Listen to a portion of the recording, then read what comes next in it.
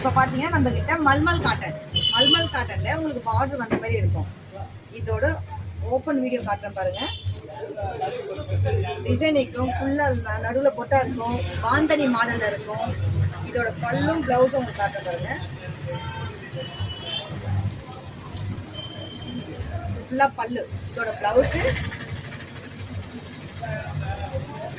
இது இதோட ப்ளவுஸு. உங்களுக்கு பார்டர் கலரில் ப்ளவுஸ் வந்துடும். புடவை கலர் இது, பல்லு இது. ஓகேங்களா? இதோட கலர்ஸ் காட்டுறேன் பாருங்க. கத்திரி கலர், பிங்க் கலர் பார்டரு, வெந்தயம் கலர்ல மெரூன் கலர் பார்டரு, கிரீன் கலர்ல பிங்க்கு,